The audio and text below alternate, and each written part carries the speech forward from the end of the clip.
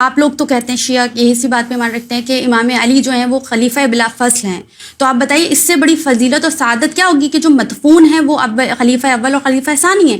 اتنا بڑا مقام ہے کہ رسول اللہ کے برابر میں مدفون ہونا، اور آپ نے جو ہے بلا فصل خلیفہ کسی اور کو بنایا ہوا ہے۔ تو اگر اللہ نے کسی کو شرف بخش دیا ہے، اتنی بڑی سعادت دی ہے، تو دیکھیں یہ سعادت جو ہے وہ انسان کی اختیاری ہے، یہ زبردستی کی لی ہوئی سعادت ہے۔ یہ تو شرف تب ہوتا جب اللہ کے رسول وصیت کرتے کہ فلاں فلاں کو میرے ساتھ دفن کرنا، تب تو ہم اس بات پر آپ کی اعتراض کرنے والوں کی بات کو مان لیتے کہ رسول نے فرمایا تھا، اور رسول تو وہ ہے جو خدا کی وحی کے بغیر کلام نہیں کرتے، لہذا یہ شرف بالکل ٹھیک ہے۔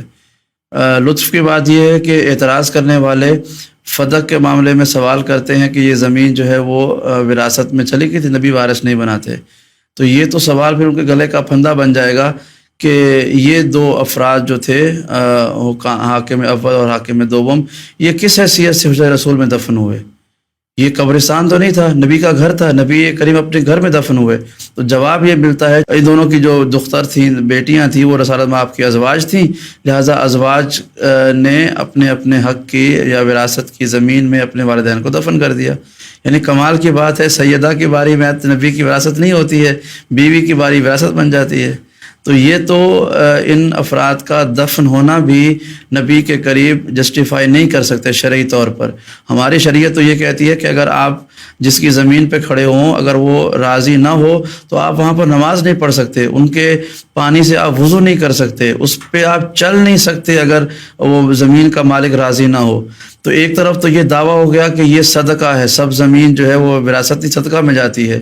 دوسری طرف یہ ہے کہ وہ شریعت کے جہاں پر بغیر اجازت کے وضو اور نماز بھی جائز نہیں ہو، حرام کہا گیا کہ حرام ہے۔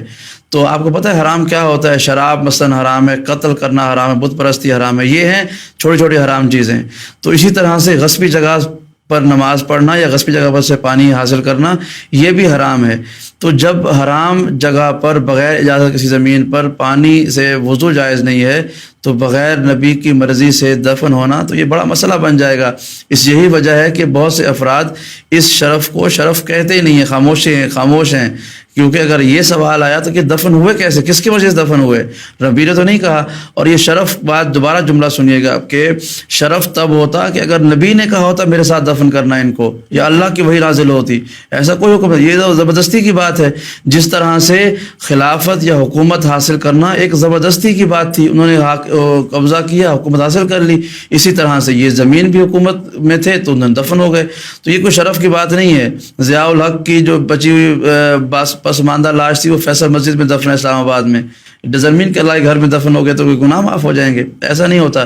کربلا کی زمین کے بارے میں آخری مثال دوں، کربلا کی مٹی کو خاک شفا کہا گیا ہے، یہاں تک کہا گیا ہے کہ ترعۃ من ترع الجنہ، جنت کے باغوں میں سے ایک باغ کربلا کی سرزمین، بین الحرمین کا علاقہ وہ ہے کہ جو جہاں پہ دفن ہوا بغیر حساب کے جنت میں جائے گا، اس حد تک کی روایات ملتی ہیں۔ قبر امام حسین کے آس پاس جو دفن ہوا وہ بغیر حساب کے جنت میں جائے گا۔ تو کیا وہاں پہ یزید دفن نہیں ہوئے تھے؟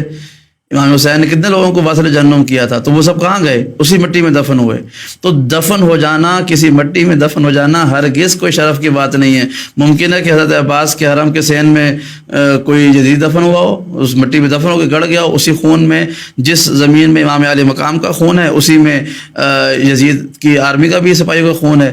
تو یہ شرف اللہ کو پتہ ہے کہ سلام کے مستحق کون ہیں، تو اس لیے حسین ابن علی کے خون کو سلام کیا گیا ہے، یزید کے سپاہیوں کے خون کو سلام نہیں کیا، لعنت بھیجی گئی ہے۔ تو زمین شیئر کر لینے سے، اشتراک کرنے سے کوئی فرق نہیں پڑتا، ورنہ کل کو ساری یزیدی فوج جو کربلا میں ماری گئی امام حسین کے ہاتھوں یا دیگر اصحاب حسین کے ہاتھوں، وہ بھی کہیں گے کہ بھائی دیکھو ہم تو اتنے اچھے ہیں کہ اصحاب حسین کے ساتھ دفن ہوئے ہیں۔ تو یہ زمین کچھ نہیں، زمین کے ساتھ دفن ہو جانا، زمین شیئر کر لینا، یہ کوئی پرابلم نہیں ہے۔ ہارون رشید قاتل امام موسیٰ کاظم، آپ کو پتہ ہے کہاں دفن ہے؟ حرم امام موسیٰ کاظم میں، قتل کیا، شہید کیا، بے دردی سے شہید کیا امام کو، لیکن دفن بھی امام موسیٰ کاظم کے ساتھ ہوا.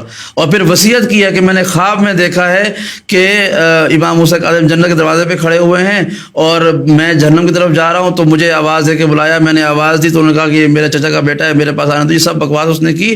اور پھر کیا ہوا؟ دفن کہاں کیا؟ امام موسیٰ کاظم کی قبر مبارک کے قریب ہی، قاتل ہو کر بھی. تو اس کا مطلب بخشا جائے گا؟ ایسی بات نہیں ہے. خدا دفن ہونے کی وجہ سے کسی کو شرف یا عذاب نہیں دیتا، بلکہ اس کا دار و مدار نام اعمال اور اس سے پہلے عقیدہ ہے کہ آپ کا عقیدہ اہل بیت کے بارے میں کیا ہے. تو جس کا عقیدہ اہل بیت کے معاملے میں اسٹریٹ ہوگا وہ دفن کہیں پر بھی ہو جائے. یورپ میں دفن ہونے والے کیا پرنس چارلس پر اٹھائے جائیں گے؟ ایسا نہیں ہے. دو دفن جہاں پہ مرضی ہو جائے.